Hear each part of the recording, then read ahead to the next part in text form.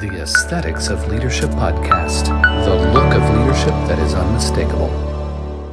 I get to talk with David, and it's not even Thor's Day. Amazing. Thanks for being here, man. Yeah, man. Thanks for having me. Well, Like I said, I am so sorry it has taken this many weeks after a Brian Pruitt summit for us to have a conversation because I know for me, after those kind of experiences, the emotions yeah, are they're a little raw. Got a lot of processing to do from what I learned. So I've taken a lot of selfish time to figure that out, but that's no excuse for not connecting with you live. So thanks for taking what's the word I'm looking for? I guess a risk to come on the show and have a deep conversation about what it means to be a man today, how we lead, how we fight, how we surrender, how we conquer. And I know you have an incredible origin story, and I can't wait to get to that. How are you, David? yeah. I am doing well, doing well. Again, I know we connected at Brian's summit down in Sarasota a few months ago. I guess the first question to get us started is in leaving that event, how were you changed? What's different now than it was when you entered?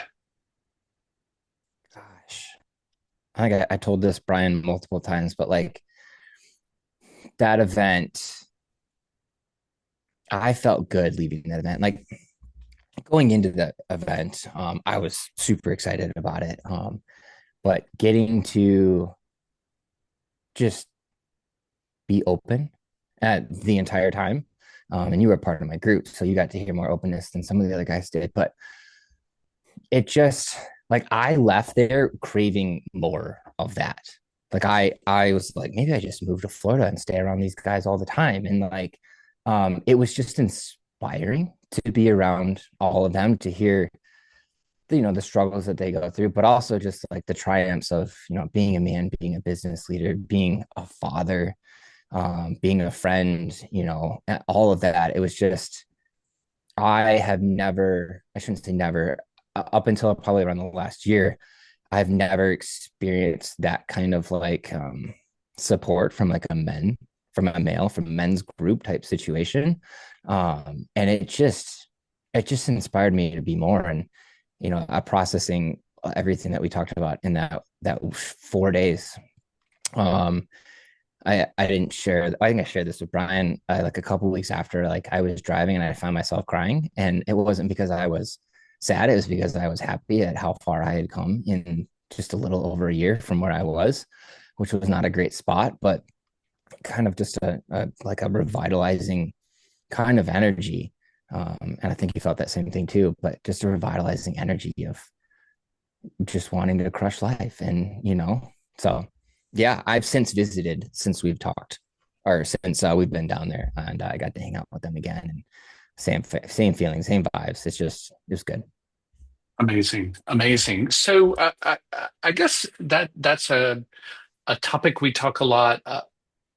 A talk that's a topic we talk a lot about on the show. The show is essentially the nature and appreciation of transformations, especially in leadership. And number one, how we lead ourselves. And I have found over the 8 years of doing interviews like this that life transformations occur across a spectrum of time for people depending upon when the circumstances demand it out of the person.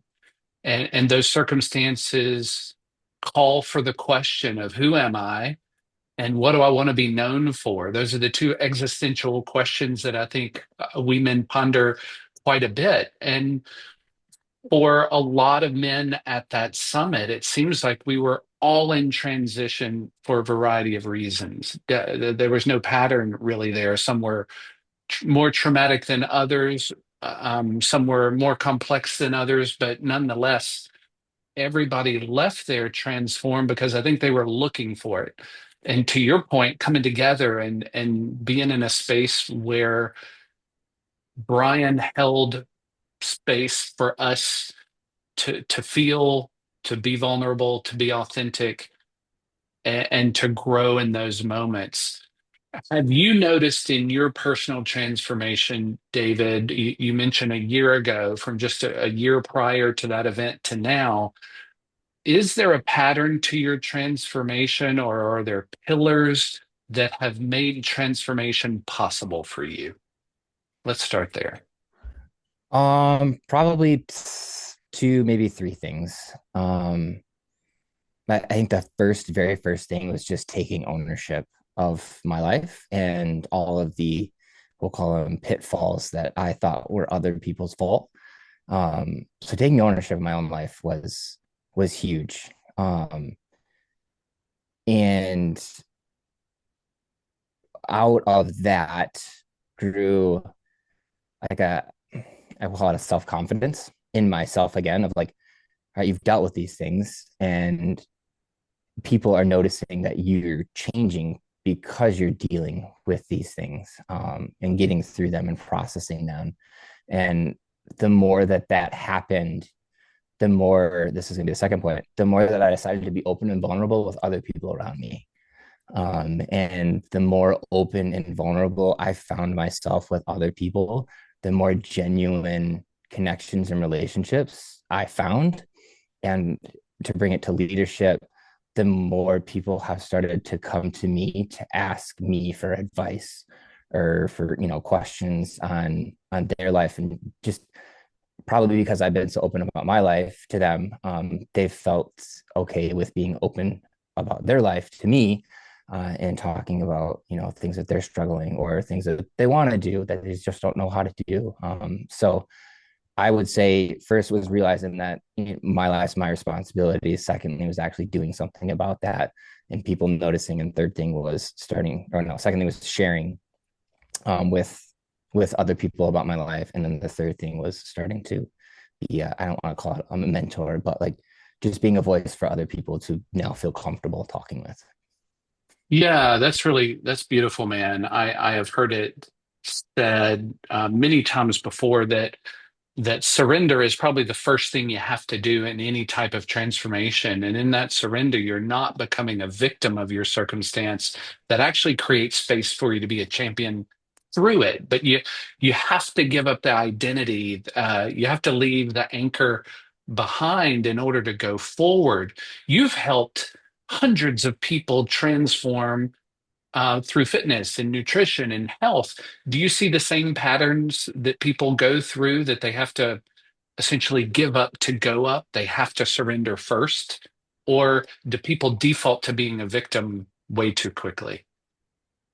Uh, the people that do make the change, they are the ones that give that up and they throw that anchor away and they accept that I am the only person that is going to be able to truly make the change that I'm looking for. I'm obviously here as a coach and a support and a guide and a voice of reason, um, for them at that point. But like you just said, and I just said that none of it's going to actually happen unless they themselves stop being the victim and start being the champion of their own life and working actively, choosing to work through those things to get to the point of where they actually want to go. And I see people not only change physically but from it, but also mentally from it. There's a huge shift in fitness. We talk about the physical all the time, but there's a huge mental shift that has to happen at the same time, for you to grow in that physical way that you're looking to grow, as well. Yeah, this is the age-old question, David. Which shift actually happens first? Is it the mental shift that immediately leads to the physical change? I feel like the head has to come first, but I don't know. I've been talked into the other way around, that no, it's just doing, the mind will follow at some point. It's probably the mental shift first, because for someone to be standing in front of me, they have to have obviously accepted that something needs to change within themselves. Uh, I still have plenty of clients that sign up, but they still need that coaching side from me, because they don't see any physical changes in the beginning. So they need a lot of that mental reassurance. But there's also that one point where it starts to click and you start to see that physical transformation, um, where I think that high gets kind of accelerated as well until we hit plateaus, and then we work on the mental and it's the physical and the mental. And I feel like it goes back and forth where we get our determination and our consistency and motivation from. So probably mostly mental in the beginning, whether they realize it or not, because they made a choice to stand in front of me and get help. Yeah, so I love that word choice that you use, David, because I think if you get into the weeds of health and fitness or scrolling through social media, everybody's talking about the seven steps or the three pillars or the seven habits, the first 12 things you need to do, the New Year's resolutions that you need to line up, priorities versus wit, focus versus a lack of focus, all of this stuff. And I forget where I heard this, and I don't know if it was Tony Robbins or one of those big mega influencers that said, "Screw habits, screw systems, forget processes. It has nothing to do with any of that. It is all about choice." In the moment you have in every moment you have a choice to make, either this or that, and whichever choice you make then over time compounds into the outcome that you get. So if you want to change or transform or be the victor instead of the victim, it is to be mindful of your choices in every moment. It's that simple, yet that's the hardest thing for people to do. I'm curious if you have any perspective on that.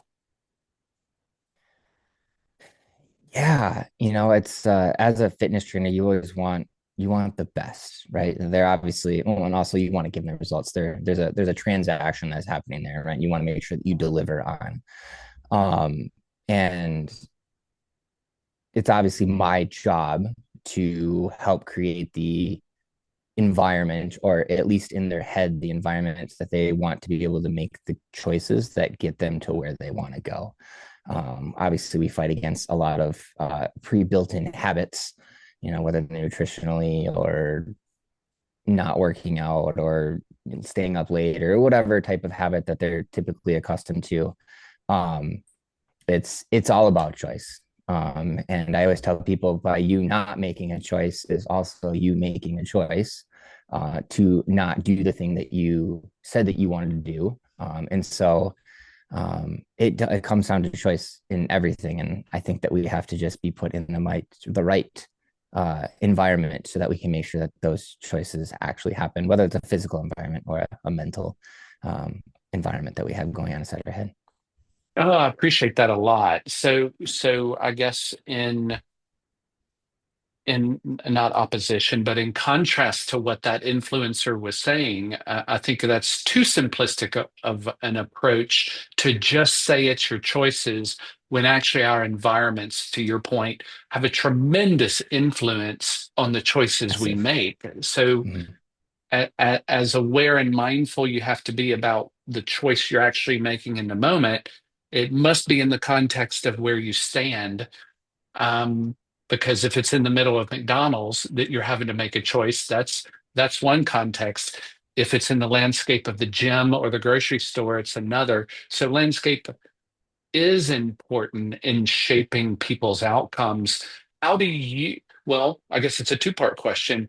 I'd love to know your landscape that you've created for yourself that adds the value in making great choices as you have to be a physical and a mental powerhouse that you are. And then how do you help people own their environments as well? Yeah. Um, for myself, I think there's two reasons. There's obviously some with the peer pressure. Obviously, I'm in the industry of health and fitness, so right there's always that peer pressure of making sure that I'm living up to, do as I say, also, and I do as I do kind of situation. Sure. Not do as I say, not as I do or whatever. But it's it's creating guidelines for yourself, but being able to have flexibility with those guidelines, because I think some people create these guidelines of like, I have to do this, I can't eat these things, I have to work out this many times. If I miss this, then all of a sudden I've started over. And it's those type of those absolute mentalities that just beat people up. And it makes it a lot harder to actually achieve what you're trying to do, because instead of thinking about how great you are doing and like, oh, I made this conscious choice today, good job for me, it's a small win, and I keep moving forward. There's some people out there that create the guidelines and they go, oh, I didn't do this thing today, and I didn't do this thing, and I didn't do this thing today, this day was a total wash, I don't know what the point of the day was. And so if so again, talking about me, I give myself leniency, give myself grace. Like, everyone goes, well, you probably eat so clean and you probably never enjoy desserts. And that's the opposite. I eat clean, but I love ice cream and I love candy and snacks and all that kind of stuff. But I understand that there's a moderation that needs to happen with those things.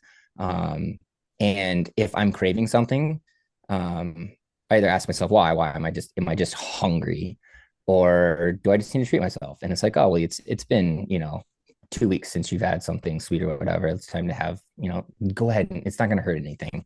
I think there's so much about creating balance in your health and fitness that actually helps you get where you need to go.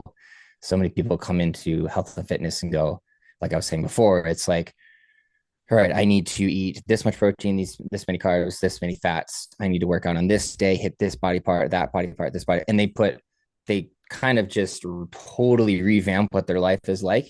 And yes, do we eventually want to get to that point? We do, but most people make it such an overwhelming process that it's just defeating before they even get started, because they didn't hit the 10 other things and they only hit one thing rather than focusing on the one thing. So that's very much what my approach is to myself, and that's kind of how I talk about it with other people as well. It's like, what's one habit that we can build upon that you already have, um, that is going to help us get us in the direction that we need to go. And then in a few weeks, how do we build onto another habit to get us making the choices that we need to make?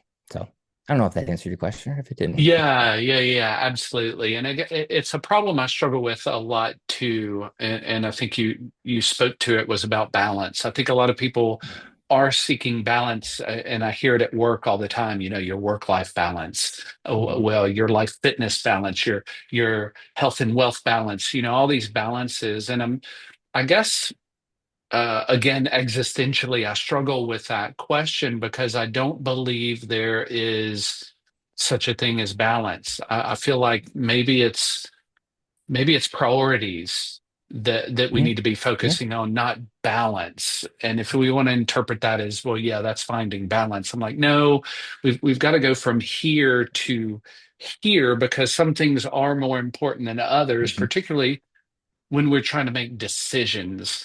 How does balance versus priorities sit with you and your experience? Because I know you deal with that quite a bit. I think that they can work within each other, right? We have to create priorities. Most people that come to me for a lifestyle change or whatever, they don't have the priorities currently in order that they need to create the change that they're looking to make. Right. Obviously, they're at where they're at because of the priorities that they currently prioritize versus what need to be prioritized to get where they want to go. I think within those priorities that we can have a sliding scale of balance sometimes. Like, obviously, we're on vacation, we might have a little bit more fun, and this priority might not be as, I will call it, as important. I don't know if I want to say as important, but there's not as much emphasis on that priority. And because you're just enjoying life. Like, people ask me all the time, they're like, well, how can you eat ice cream? Like, I could have a half a gallon ice cream and I'll be fine, the next day, and I'm not going to lose all of my muscle mass and stuff like that. And they're like, well, you can do that. And if I did that, I would just gain 10 pounds the next day. And I go, well, it's not that I got here on day one. It's like, eventually, when you get to where you go, and even on the journey to where you want to go, like, you can still have fun. And when you get to where you go and you understand the principles that got you to where you want to be and now are, you can start playing with that. I guess we'll call it balance of being a little bit leaned more into one side or other side of a priority in the time, so that again we just have a life that is still fulfilling. Yeah. Hmm. Yeah, yeah, I feel you there.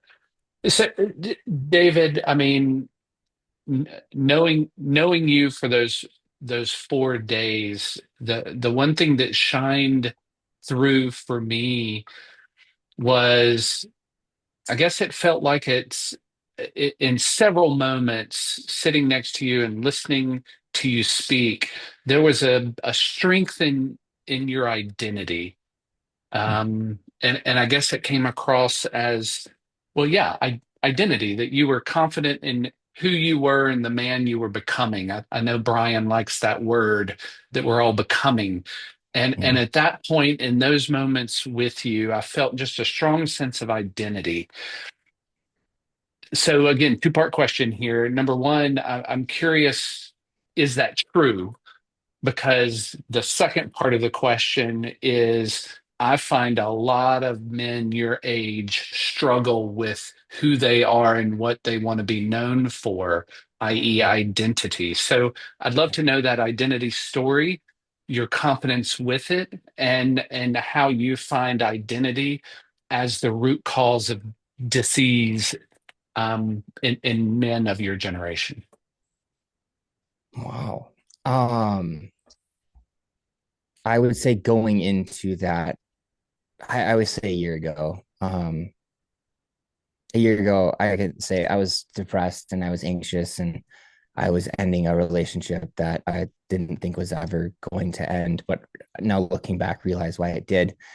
And a lot of my life changed, and a lot of who I thought I was changing at the same time, and what was my purpose in life. And so coming into that event with Brian, um, I think I was in more of a place of who my identity.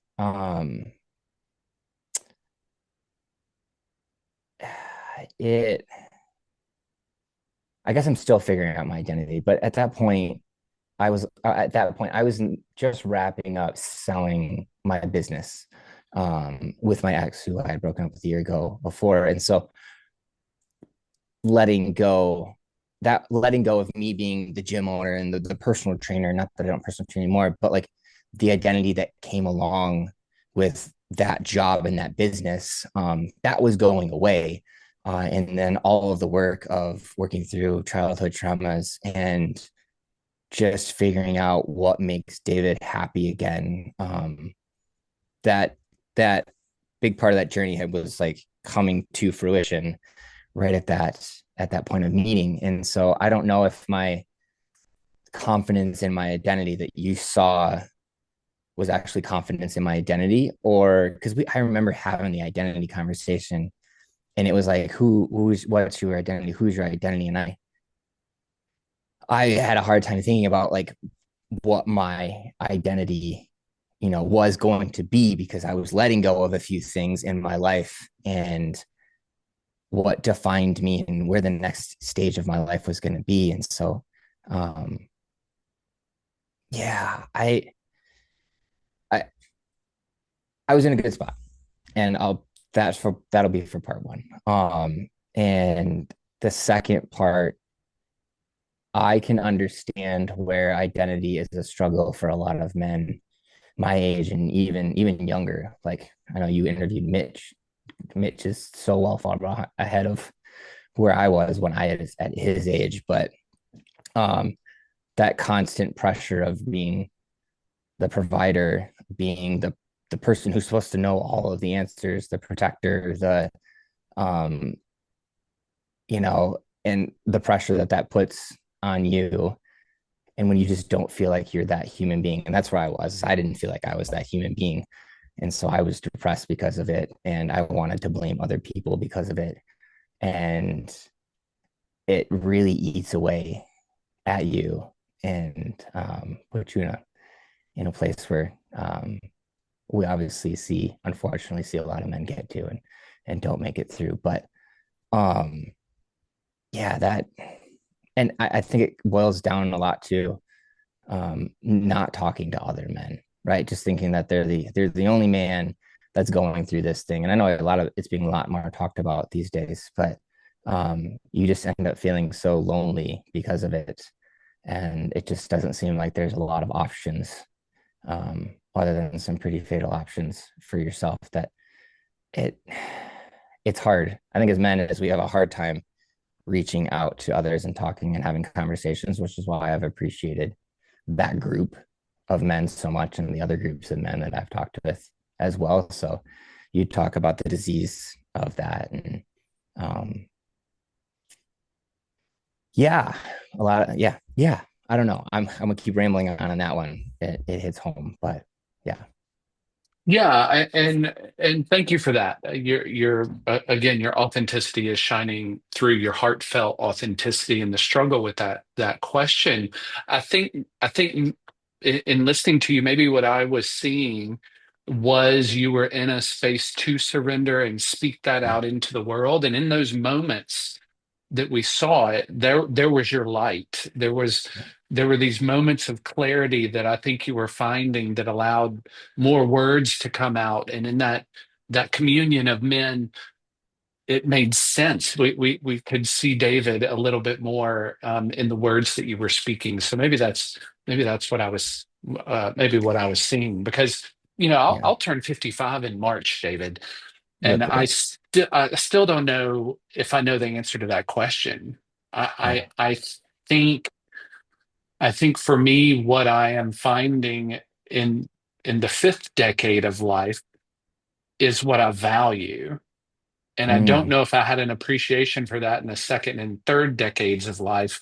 I think I was still exploring and seeking, that I wasn't solidifying. Like Mitch, yeah. for instance, you bring up a great conversation. I think that's a young man who, through his experiences and trauma, Mm, has now set the foundation on what he stands for, because he stands on it, and it is non-negotiable, yeah. period. And to have that manifesto at what, 25, I'm 30 years his senior, he made me go question what I was standing on. And I think that's a brilliant young leader right there, who gets it. And I can't wait to see what waves he makes in the world because of it. Yet Yeah. we each have that response ability to the call at Mm, any age, is to set the terms, the boundaries, I don't want to call them guardrails, but the pillars on which you stand, and then you're unapologetic about that. And it mm, becomes quite clear in your words, your skills, your attitude, how you express that value back into the world. So for me, David, and I love your perspective on this, in order for men to be able to shine that out and have influence, they have to know what they are. mm, You have to know that value, because otherwise, maybe that's maybe that's why young men like Mitch and men like you stand out, David, is because when you come in connection with you, men like you, that quiet confidence that you both have is easily seen in the way you're transmitting it right now. So to me, that's confidence, that's identity shining back out into the world, because you've now held on to something of meaning and value. That's a lot of words to say, David. I think there is an aesthetic of leadership that can be seen, and you know it when you see it, when you hear the individual speak, when you're in communion with them, when you're sharing or in their presence, something shining. And I want to know what it is you're standing on. So I guess I say all that to say, David, how do you how does a man find what he wants to stand on and establish it as a foundation? I know you work with people in doing that. What's the process? That's the big question.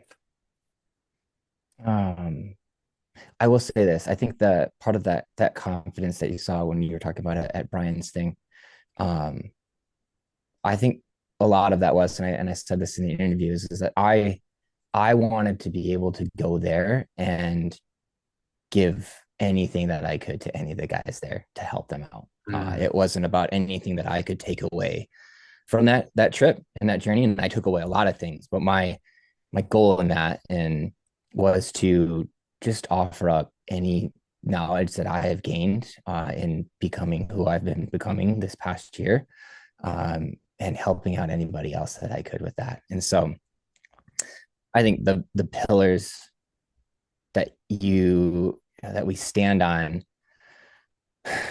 um, I, I'll say that I feel like those that have really strong pillars that they stand on really truly want to help other people. Like it's that though we do a great job, and it's not to say that we don't work on ourselves, because obviously without being able to work on ourselves and being open to the things that we need to work on ourselves with, we can't offer up that type of guidance to other people so they can have that foundation for themselves to stand on. um, but yeah, it's those that like and we can admit Brian's the same way. Like I think people I find Brian to be one of the most genuine human beings that I've ever met.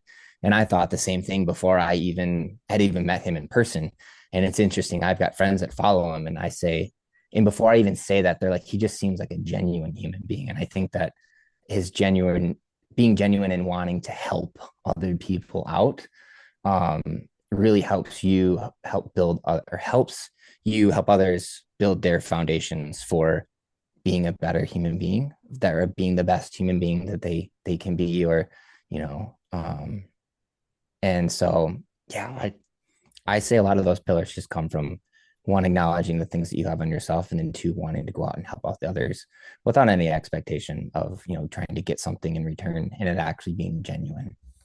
Yeah, yeah, I hear you there. You know, I know that spirituality is a core component for Mhm. Brian that gives him that servant heart and strength, if you will. I'm sorry, my camera is going in and out. Okay. But I know that's his spirituality that gives him that strength to do that. Is spirituality, and I'm not talking about religion, but spirituality, what role has that played in your transformation over the last year in particular? Yeah, so well, my spirituality but would be with with God. Growing up, we went to church all the time, and Bible study and all of that, and enjoyed it, and got away from that in my years growing up as a dancer, because dance competitions and rehearsals were on the weekends, and we kind of got away from that. And I got away from that over these past few years, and I will say that consciously deciding to go back into the church and be around others, like looking up to God and learning, or learning from the scripture and all that kind of stuff, has been very beneficial for me to have a grounding point again as well. The further I've dived back into the church, I think the more the um, I guess the better my life has gotten in this past year. And so spirituality is a huge thing for me. And it, listening to Brian be so passionate about it is actually awesome. And when I was just down there a week or so ago, getting to experience his men's Bible study group on a Friday morning and hearing others talk about it, it was like, it's a very, um, I'm glad that it's become a passionate part of my life again. Oh, nice. Do you think that's the hole that people try to fill with other things because they just don't want to go down that spiritual route? That's a more difficult route. It's more what nebulous, misunderstood. There's not a system. There's it's not so clear cut. There are no hard parameters there. It's more softer. Is spirituality the whole that men need to focus on these days first, perhaps, in their transformation? Yeah, I mean, I would say so. Um, Again, focusing on that for me has just helped. Praying and connecting with others has helped tremendously in just discovering a purpose for myself, um, and my why, and living to serve Him and stuff like that. And so, for men, yes, I would agree. I Because it gives you uh I mean, there's so much to learn from scripture, but secondly, there's just such a great right foundation of how to be a human being, be a man, be a father, be a husband, how to serve him so that you can serve others. And um, there's, I think that the hard part of maybe getting into it sometimes is people want to be a part of it, but they don't know how to talk about it, or maybe they'll feel judged about it. Um, but yeah, it's a great play. It's a great foundation to build from, um, and so yeah. Yeah, I love that. David, I'm curious about your origin story. You just mentioned being a dancer. I know there are a lot other components that have made David the man he is today. I'd love for you to take me through the accounting of that and the milestones that have created the David of today that allows your light to shine. Where your knowledge, your skills, your attitude have come from over your years on the planet so far. Yeah. Um, David grew up as a athletic child, playing soccer, but I danced since the age of 9. I danced competitively. I actually got to do it with my sister. And so right there, the foundation of teamwork, and definitely the foundation of hard work, and being able to see that pay off and being able to enjoy the process at the same time, um, is something that dance certainly built into me. And another thing that it allowed me to do was that after high school I got to go to Chicago, and then I got to dance for Royal Caribbean, and I got to travel the world, and I got to experience things at age 18, 19, 20, 21 that most people don't get to experience. Um, and so getting to just see people from all around the world and learn from people all around the world and cultures, and eventually going into college, having a bachelor's of fine arts in dance, doing that in Detroit, again, experiencing a lot of culture and a lot of different backgrounds. Um, and then going into dance a little bit more, into working for my family who owns an advertising agency and graphic design, doing that for years. And then going into fitness has always been a passion. When dance left my life, uh, fitness became a huge passion for my life, especially staying physically active, which rolled into coaching and then rolled into opening multiple gyms and um, having many relationships along those ways. Um, and I think what allows me to be me is because I have met so many other people and other cultures. Just being able to take little bits here and there, from people, and just yeah, just getting to appreciate other human beings for what they have and what they bring and what they've brought into my life. Um, I've always I've always tried to be the human being, and we all end up judging at some point, but really trying not to judge and to understand. And I think that probably is something that you see in me, is just trying to understand. And I think people, leaders, really good leaders, right? They try to understand what's the person that is in front of them, so that way they can best help them in a way that they need, because not everybody needs help in the same way or understands help in the same way. And so my life is just, it's kind of been in all over the place. I always say that, my sister did the typical, you marry your high school sweetheart and you have kids and you have a great family and all that kind of stuff. And I kind of did the opposite of traveling the world and having relationships throughout that time, heartbreak and all that stuff, and each one of them building me into a better man. And definitely more so this last one. But yeah, I think I've just understood that people come from so many different places, and you truly never know what they've been through until you actually have a conversation with them.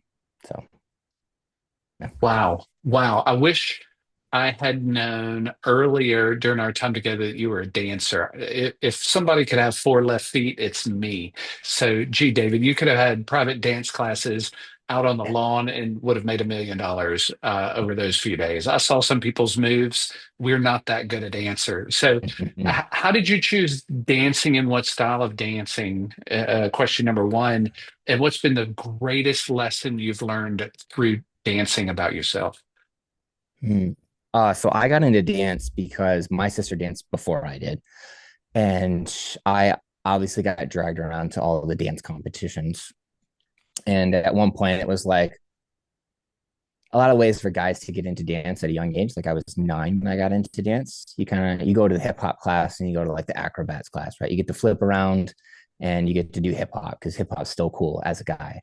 And so I kind of dabbled into starting dance, and I didn't compete the first year, but because males are so, it's very rare to have a male at your dance studio, let alone multiple at anything like that, which we did have. Um, I was asked to compete. I was like, "Hey, do you want to be on the competition? Do you want to try out for the competition team?" And of course, I was basically automatically going to make it at that point. Um, I deserved it. I got better. But dance grew into not just hip hop and acrobat, but it grew into jazz, contemporary, modern, ballet. I've done ballroom shows, and I've even done like aerial arts shows. Like if I don't know if you know Cirque du Soleil, where they do silks and bungee and trapeze and all that kind of stuff. So I got to experience that part of performing arts, which I never thought that I would do. And I did that for Royal Caribbean, which was awesome. So dance taught me a lot about just hard work and life, and I had my struggles through dance. Being a male dancer back when I was a male dancer, it wasn't quite as cool. I definitely got picked on for being a guy dancing, doing ballet and all that kind of stuff. So there was definitely some mental toughness that had to overcome in that, and not wanting to quit and being teased about it. But then I would always think to myself, here I am, this guy that gets to be around hundreds of hot chicks on a weekend. So I was like, and it didn't make that bad afterwards. Yeah, what a great point. But as far as, what I think dance just taught me what hard work actually was. I remember I would dance for 4 hours Monday through Friday, and then every once in a while we'd have a Saturday practice for like one of our bigger pieces that we would bring to a competition, which would go from 8 o'clock until like 4 o'clock on the weekends. And so definitely the discipline and the ability to trust those around me. Because right, like when you're performing, you have to trust that the person next to you is doing the same thing. But also me being a male, I did a lot of lifts. And so females had to trust me to be able to lift them in, the way that I needed to lift them on time, perfectly, all of that kind of stuff. And so I think leadership kind of came from that as well, me being a male, just, in that environment. But also, yeah, hard work definitely came Wow. from that and being rewarded for it. Well, that takes a level of oh, what's the term? Risk aversion. That, Mm. I mean, for a young man to go travel the world, yeah, as exciting that is, that's still a massive risk that a lot of Yeah. young men aren't willing to take. The choice to go into dance versus, something else is a risk. When did you become the seeker of above normal choices and taking a risk on yourself and success? That's not the norm. How did you develop that, or is it in your DNA? Hmm.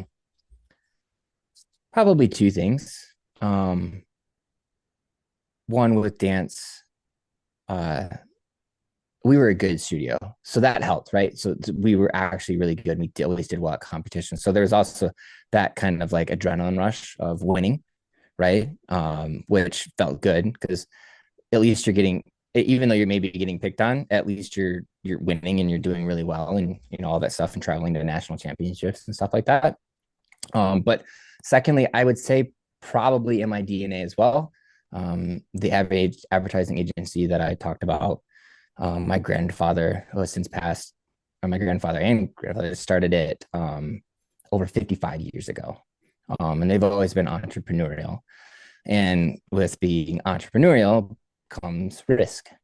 And so I grew up in an environment where my parents worked for my grandparents, but basically were business owners at the same time. And so I saw what it was to stay late at work and have to do things to get things done when times are hard and stuff like that. And I also got to see the benefits of what it is to work hard and have your own thing and stuff like that. And my grandfather always, whenever I wanted to do something, there was never here's why you can't do it. It was how do you make it happen? And despite the risks, what are you going to do? How are we going to make it work? And so I grew up definitely in that entrepreneurial risk side of life, and it's done me well. I've made it thus far in life, and it's been uncertainty sometimes when it comes to job or like how life is has never really bothered me. Maybe it's because of that entrepreneurial side of being assessing risk and going, oh, I'm going to figure it out no matter how I need to figure it out, and we'll make it. But yeah, so probably a little bit in the DNA as well. Yeah, that's fair. And I guess it goes back to our conversation about environment and the influence environment can have on your DNA, if you will.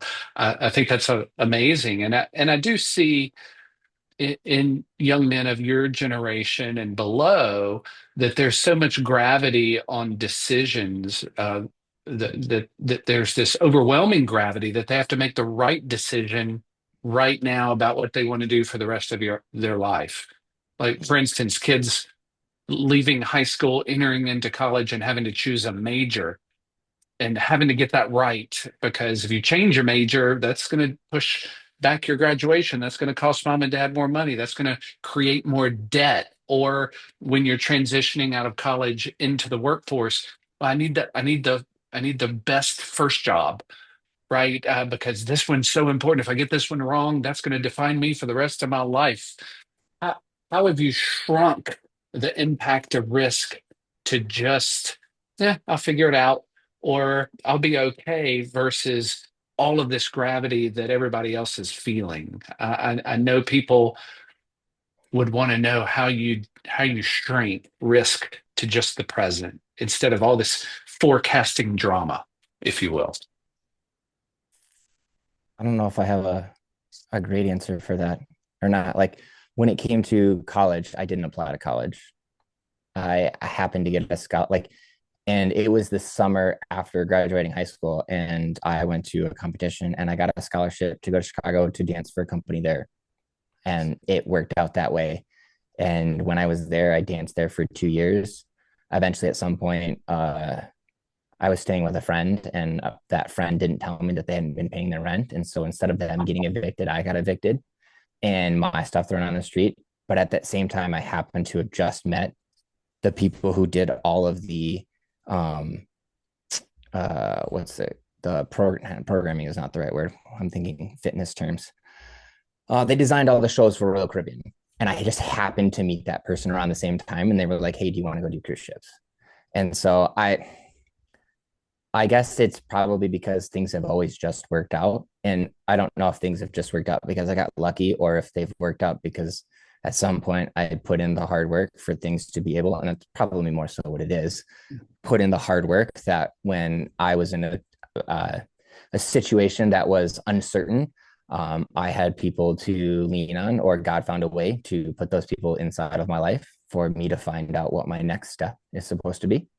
So, yeah, I always, I guess, trusted God to make sure the next step happened. And because I've been in the place of, worrying about what's going to be going down the road and how do I get there. And it usually just caused a lot of anxiety, and it usually caused a lot of depression. And um, yeah, so instead, just taking control of the things that I can control, and great things will happen, hopefully. Wow. And they have so Wow. far. Yeah, I figured faith, that sounded like such a faith conversation. that faith was the answer. That's how you shrink the gap. Is you don't have to know all the answers, but you have faith that as long as you're growing and you're standing on the right pillars, the universe is going to reward you for that. Yeah. Somehow. That's really good. So, David, I know you're a man in transition. That you are becoming. Um, you're becoming a best optimized version of yourself. I'm Yeah. curious what that is, what the future holds for you, and what we can expect from David Sherban as the years move forward. Yeah. Um, well, what happens next for me is instead of being a trainer in person, it's building my online presence and being an online trainer. And so, um, but from that is continuing to figure out how maybe not just an online trainer in the general aspect of just giving people fitness, but I think that turning into more of how do we mentorship people's life, and fitness is a component of that.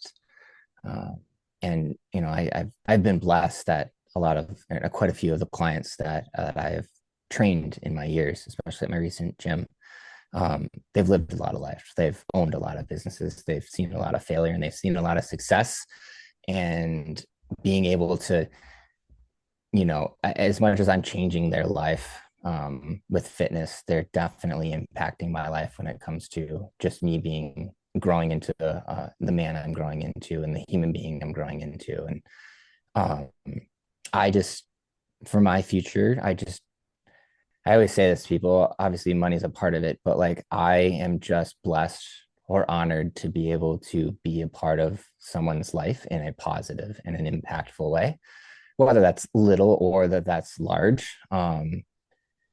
It's always the best feelings that I get um outside of obviously doing well in business and making money is hearing somebody 5 years ago say there's this example of this one girl. She would have quit the gym, and for some reason I was there at the right point where she wanted to quit, and I looked at her and I just said, don't fucking quit.